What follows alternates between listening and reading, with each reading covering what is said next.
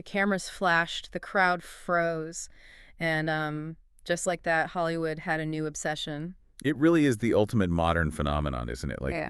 one minute a couple exists entirely in whispers and these grainy fan videos, Right. and the next, they are just this absolute point of cultural saturation. You literally cannot look at a screen without seeing them. Completely. Welcome to Starscope Report. Join Jordan and Jamie as they uncover Hollywood drama, music industry shakeups, and viral influencer scandals. From red carpet surprises to social media controversies, we dive deep into the stories behind the fame. And today's deep dive is, well, we are taking you straight into the epicenter of a pop culture earthquake today. Oh, absolutely. Because just yesterday, August 4th, 2026, pop star Shawn Mendes officially hard-launched his romance with Brazilian megastar Bruna Marquezine. Finally. Right. On Instagram for her 31st birthday. And he didn't just post like a casual, polished red carpet selfie. He posted a whole carousel of them doing charity work together. Yeah, writing in Portuguese, Eu te amo muito, muito, muito, which translates to, I love you so, so, so much. I mean, wow. And he took it a step further, too.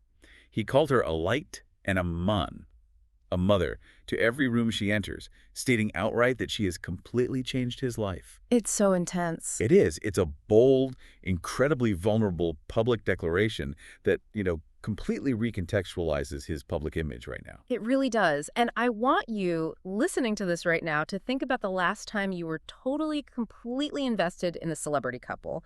Like, why do we care so much about strangers falling in love? It's a great question. Right, and to answer that, we aren't just reading gossip today. We're going to map out the whole architecture of this specific cultural moment. We've got a really fascinating stack of materials for this one. We're pulling from viral paparazzi timelines on TMZ and the Pop Tales, breaking reports from MEAW, ARY, and Glamsham. Plus that deeply emotional podcast interview Shawn did with Jay Shetty. Exactly. And we're even going to apply some high-level media theory from an Atlantis Press academic paper to figure out why this specific relationship has basically captivated the globe. So our mission today is to unpack how Shawn Mendes had to completely dismantle and rebuild his life after a massive psychological burnout. Yeah, and trace the highly strategic rollout of this new transcontinental romance. And explain the subconscious mechanics of why you and the rest of the world just cannot look away. It's a lot, but it all connects perfectly. It really does. Okay, let's unpack this. Because before we can understand this glowing, hyper-grounded relationship with Runa, we have to look at the prequel. We have to look at the breaking point. Right. You can't skip the backstory here. A few years ago, Shawn's life essentially shattered. It did. If you look at the transcript from that deeply revealing interview he did on Jay Shetty's show, Shawn talks really candidly about canceling his world tour back in 2022. Which was a huge deal at the time. Massive. And for context, these global pop star tours are just grueling logistical nightmares. You're expected to do around 150 shows. Which is insane to even think about. It's physically punishing. And Shawn hit a physical and mental wall around show 40. He describes texting Jay Shetty at like 1:0 a.m. in an absolute spin. Oh, man. Yeah. Feeling entirely lost and just detached from reality. Right. And the craziest part is he thought Jay was going to give him this typical hustle culture pep talk. Like, you can do it, push through, think of the fans. The standard Hollywood response. Exactly. But instead, Jay just told him to take care of himself. And Shawn said reading that text made his whole body sink into the bed with relief. He realized in that moment that he had put all his eggs in one basket. Yeah, his entire identity was just Shawn Mendes, the performer. There's nothing else. And when you trace that back, I mean, it makes perfect psychological sense. From the time he was a teenager on Vine, his whole identity was constructed around making music and projecting this image of the perfect, unproblematic, sensitive guy. Which is a heavy label to carry. Absolutely. He had no plan B. And more importantly, he had no self outside of the cameras and the social media metrics. Oh, yeah. When you have no grounding reality, no private self to retreat to, the pressure of maintaining that public avatar becomes completely unbearable. Canceling that tour was basically the only way to tear down the false self and build a real identity. Let me offer an analogy here to ground this for you guys listening, because it's not just a pop star problem. Think about a corporate worker who makes their job their entire personality. Oh, we all know one. Right, you know the type. Their entire identity is basically a curated LinkedIn profile. They optimize their morning routine, their hobbies are just networking events, and they speak in corporate buzzwords even at Sunday brunch. It sounds exhausting. It is. But if that person gets laid off, they don't just lose a paycheck, they lose their entire sense of self. So when your whole existence is performative, how do you ever have a normal, authentic, romantic relationship? You fundamentally can't, because you aren't bringing your authentic self to the table. You're bringing the brand. You're bringing the resume. Exactly. And that total disconnect between the public brand and the hollow private self leads to the kind of messy, impulsive behavior we saw from Sean during what pop culture lore now calls his hiatus era. Oh, the messy era. I am so ready for this part. Yeah. Because here's where it gets really interesting. If you dive into the pop culture lore from Betches, charting his history during this period, his dating life was a total roller coaster. It was chaos. Absolute chaos. He had this massive on and off saga with Camila Cabello. They broke up, but then had this highly publicized PDA heavy reunion at Coachella in April 2023. Right, but the crucial piece of context there is that right before that sudden Coachella reunion, he was heavily linked to Sabrina Carpenter. Yes, and the fallout from that was legendary. Sabrina releases her album Short and Sweet, and it seemingly roasts Sean into absolute oblivion. It was brutal. So brutal. On the track, dumb and poetic, she calls out a guy who reads self-help books, jacks off to Leonard Cohen lyrics, and does mushrooms and meditation. Which, I mean, is a devastatingly precise caricature of Sean's public persona. Right. There's no mistaking who that is. None. He's Canadian, like Leonard Cohen. He constantly preaches about meditation, and he had recently admitted in interviews to experimenting with mushrooms to expand his mind. It's too specific. Way too specific. Sabrina basically took his curated, sensitive guy brand and weaponized it against him, painting it as pretentious and hypocritical. And then she follows it up with the song Coincidence, where she directly references this guy's car driving from LA to Palm Springs, which is right by Coachella Valley, to reunite with an ex he supposedly outgrew. Just incredible storytelling on her part. And the wildest part is that Sean essentially admitted his fault in all this. He did an interview with John Mayer where he confessed he was impulsive. He said he messed up by being intimately involved with someone and then communicating his plans to see his ex a mere 2 days prior. Which is just a textbook example of someone whose internal compass is completely spinning. Completely. He was trying to figure out who he was away from the stage, but he was doing it in the blinding, unforgiving light of Hollywood. He was surrounded by other celebrities, falling into impulsive patterns, and heavily damaging his own symbolic capital in the process. Right, and that's not even the wildest part, because wait until you hear how this new relationship actually rolled out. It's quite the pivot. It really is. But hey, if you're loving these Hollywood twists, make sure you're subscribed. We've got even crazier stories ahead today. Definitely stick around. So, Sean recognized he needed to strip away the image of perfection entirely and put himself around people who weren't deeply embedded in the Los Angeles ecosystem. Which paves the exact path for what happens next. Seeking a life away from that Hollywood echo chamber, he crosses paths with someone who completely understands the suffocating nature of global fame, but exists totally outside the typical LA bubble. Enter Bruna Marquezine. And to understand the weight of this pairing, you really have to realize that Bruna isn't just a successful actress. She is Brazil's ultimate it girl. She is huge. Massive. She has been in the public eye almost her entire life, debuting on television as a child interviewer back in 2000. She was quite literally a child star. She carried the weight of national attention before she even hit puberty. And that level of early fame comes with intense psychological baggage. She became nationally renowned in Brazil in 2003 through the telenovela Mulheres Apaixonadas. Right, I read about that. But her journey was fraught with industry trauma.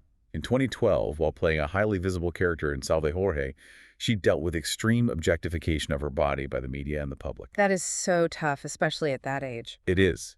She has spoken about how she considered giving up acting entirely.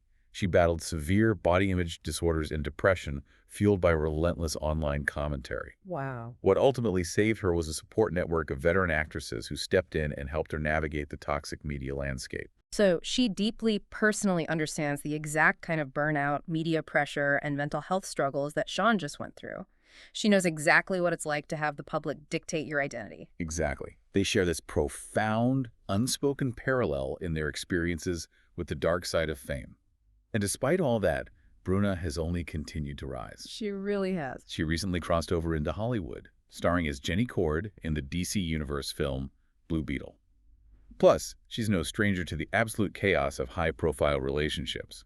She had a massive, years-long, highly scrutinized on-and-off relationship with the Brazilian soccer icon Neymar. Okay, so we have these two massive stars, both carrying the weight of child stardom and intense public scrutiny, finding each other. But the way this romance rolled out, it is an absolute cinematic masterpiece. It really is something to study. Let's look at this timeline from the pop culture reports because it feels less like a series of random dates and more like a carefully escalated narrative. It's a fascinating transcontinental progression. If you map the locations and the environments, you see a distinct shift in how they allowed themselves to be perceived. Let's break it down into phases. Let's call phase 1 the plausible deniability phase. November 2025. They are spotted together at a Dua Lipa concert in São Paulo, Brazil, just hanging out in the crowd, whispering. Keeping it casual. Right. A few days later, they're seen at a cinema in Rio, reportedly catching a screening of Wicked. Then in December, they are photographed leaving a restaurant in Rio wearing matching black outfits, and later seen at the São Paulo airport. Notice the environments here. Concerts, cinemas, restaurants, airports. These are public spaces, but they're spaces where two famous friends could reasonably just be hanging out. It's ambiguous. Very. It builds intrigue without confirming anything. It tests the waters of public reaction. Which brings us to phase 2, the erotic escalation. January 2026 is when they completely shattered the internet. New Year's Eve, Alagoas, Brazil. The paparazzi catch them wading into the crystal clear ocean, eyes closed, just passionately making out in the water. It looked like a scene out of a romance movie. And that completely removes the plausible deniability. You don't have an ocean makeout session with a casual friend on New Year's Eve. Nope, you definitely do not. It's a very distinct visual shift from rumored friends to undeniable romantic partners. Then we get phase 3, the cultural integration. They bring it back to the States briefly in January, getting photographed doing something incredibly mundane, just hugging and cuddling in a grocery store in Los Angeles. Very domestic. But then February 2026 hits, Valentine's Day. They are back in Brazil at the Salvador Carnival, completely locked in, kissing in the middle of this massive, vibrant, chaotic festival. Think about the visual contrast they are feeding the public there. You have the intimate domestic grocery store run in L.A., immediately juxtaposed with them at the center of one of the biggest, loudest cultural celebrations in the world in Brazil. Just shows range. It does. It communicates that their relationship works in the quiet, mundane moments and in the massive, culturally significant moments. And finally, phase 4, the philanthropic anchor. By May 2026, we get the sweet LAX airport reunion, shopping for flowers together. And that brings us to the hard launch yesterday, August 4th. The big moment. Sean posts for her birthday. But again, it's not a glamorous Hollywood party. It's photos and videos of them at Casa Amarela Providencia, a cultural and philanthropic center in Rio. They are celebrating with local kids. Bruna is dancing. Sean is smiling genuinely with the children. It's a highly curated, potent message. It explicitly says, we aren't just a frivolous Hollywood couple. We are grounded, we care about community, and we are deeply rooted in her home country and her culture. Okay, I have to step in and play devil's advocate here because you are analyzing this like a brilliantly executed campaign. Well, it looks like one. Is this timeline just random paparazzi luck? Because to me, the progression is almost too perfect. You start with the concert whisper, escalate to the cinematic beach kiss, validate it with the cultural carnival makeout, and then anchor it with philanthropic charity work. Are we witnessing a masterclass in modern PR, or is this just real life happening in front of cameras? I'd argue it's a synthesis of both. You cannot manufacture the genuine chemistry and the shared trauma of child stardom that these two clearly possess. That's true. You can't fake that. But you can absolutely manage how and when that genuine connection is revealed to the public. To understand how that management works on us, the audience, we have to transition from pop culture timeline gazing to actual media theory. Which is exactly where my mind goes next. Because if they are masterfully playing this PR game, intentionally or not, how does that actually rewire our brains as consumers? It's powerful stuff. I was reading the Atlantis press paper on the celebrity effect in our sources, and it basically argues that celebrities aren't just people to us anymore. They are moving, breathing brands. Yes. That paper introduces a vital concept called the meaning transfer model. Let's break down the mechanics of it. Yeah, let's do it. The core idea is that celebrities build symbolic capital over time. They don't just act or sing, they embody specific traits. How does that actually happen, though? Like, how do you build a symbol out of a person? It happens through relentless repetition of imagery and action.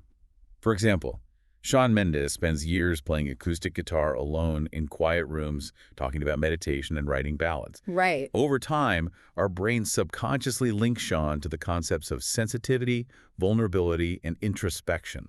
That is his symbolic capital. Okay, that makes sense. Bruna, on the other hand, spends years as the face of high-fashion brands like Miu Miu and Puma, acting in massive international films and doing on-the-ground charity work. Her symbolic capital is high fashion, global elegance, and philanthropic grace. So in traditional marketing, the meaning transfer model explains how a celebrity transfers those traits to a product. Like, if George Clooney drinks a specific espresso, you subconsciously associate that espresso with being suave and sophisticated. Exactly. But we aren't talking about coffee here. We are applying this model to another human being. And that is where it gets incredibly powerful. Shawn and Bruna's relationship is effectively a massive global brand merger. When these two entities merge, they exchange their symbolic capital. Oh, wow. Shawn gets infused with Bruna's high fashion edge, her grounded Latin American cultural royalty, and her philanthropic grace. Which completely rescues him from the messy, impulsive X symbol that Sabrina Carpenter's album tried to stick him with. Precisely the point. Mm-hmm. And in return, Bruna gains access to Shawn's massive global pop star reach and his narrative mental health awareness and curated vulnerability. It's a win-win. Completely. When fans see them together, the word-of-mouth communication creates immense positive sentiment. It's a psychological bridge. A fan of Bruna's, who previously thought Shawn was just a generic pop star, sees him engaging with her culture at Carnival, and suddenly, they transfer their trust in Bruna over to Shawn. We all do this on a micro level, don't we? When you bring a new partner to a dinner party for the first time, you are essentially engaging in meaning transfer. That's a great way to look at it. If your new partner is charming, brilliant, and kind, their reputation retroactively boosts yours in the eyes of your friends. Your friends think, wow, if this amazing person chose them, they must be doing something right. Exactly. Now take that dinner party analogy one step further. What if your friends were taking photos of that new partner, analyzing their body language and broadcasting their behavior to millions of people in real time? That sounds like a nightmare, honestly. It is. The amplification is staggering, but it comes with immense risk. The academic paper explicitly warns that the digital age makes this transfer incredibly volatile. Negative news or scandals can instantly destroy a brand's trust. Which brings us back to Shawn's messy era. Being the subject of a hit album, being called dumb and poetic, having your impulsive behavior mocked globally, that is negative symbolic transfer. It really is. If Shawn had continued down that path of chaotic Hollywood flings, his long-term brand equity as a sincere artist would have severely degraded. But by pivoting away from the LA echo chamber and engaging in this wholesome international romance with Bruna, he has completely overhauled his public narrative. It's brilliant. Whether it was a calculated PR strategy or just a natural result of genuine human healing, the functional result is identical. It is a textbook example of repairing and elevating symbolic capital. And later in the deep dive, we'll talk about the shocking twist nobody saw coming with how TikTok changed all this. So stay tuned and hit that subscribe button so you don't miss what's coming next. You definitely want to hear this part. So, tell me, how does the mechanism of the digital age specifically change this transfer compared to the past? Because back in the day, you'd just wait for a tabloid magazine to publish a grainy photo of Brad Pitt and Angelina Jolie, and that was all you got for a month. Now, we're watching Shawn and Bruna kiss at Carnival on TikTok from 5 different angles in 4K resolution. The digital environment completely changes the speed, the volume, and the intimacy of the meaning transfer. How so? Well, the Atlantis Press study highlights that modern platforms require active interaction. A short, highly engaging video on TikTok or Instagram Reels feels personal. It feels immediate. That's true. You're just swiping through on your phone in bed. Exactly. When you watch a shaky fan shot video of them at a concert, it tricks your brain into feeling like you are in the crowd with them. It's like microdosing intimacy. That's a perfect way to put it. This constant microdosed exposure builds a stronger, more resilient emotional connection than a single stage tabloid cover ever could. Because it feels authentic. Right. It turns the audience from passive consumers, just reading a magazine, into active participants who are commenting, sharing, and debating the relationship narrative in real time. So if we pull all these threads together, the entire picture becomes remarkably clear. Shawn Mendes hits the absolute ceiling of his career, realizes his perfectionism is a toxic cycle, and blows his life up by canceling his tour to find his actual self. And then the fallout happens. Right, he goes through a messy, very public trial and error phase with his identity and his dating life, which heavily threatens his core good guy symbolic capital. But then he leaves that bubble and finds Bruno Marquezine, someone who intimately understands the crush of child stardom and the trauma of public objectification. And they embark on this transcontinental romance that intentionally or organically hits every major cultural touchstone to build a new narrative. From public concerts to New Year's beaches to carnival to charity work. And through the lens of the meaning transfer model, this relationship acts as the ultimate rebranding for both of them. It trades the chaotic, impulsive Hollywood energy for something that feels grounded, international, and deeply authentic. And authenticity is the ultimate currency here. The reason this timeline feels so compelling to millions of people, even if parts of it are carefully managed, is because the underlying vulnerability feels real. Yeah, you really feel it. Shawn's admission of his mental health struggles makes the pure joy we see in those recent photos in Rio feel earned. We watched him break, and now we are watching him heal.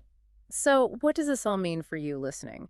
The next time you find yourself obsessing over a celebrity couple's timeline, scrolling through paparazzi shots, or dissecting a charity-focused Instagram hard launch, remember that you aren't just consuming idle gossip. No, not at all. You are participating in a massive, real-time exchange of cultural and symbolic capital. You're the audience watching the meaning transfer happen live. Every time you like, share, or discuss their public appearances, you are actively validating their new shared identity. You are the mechanism that makes the brand merger successful.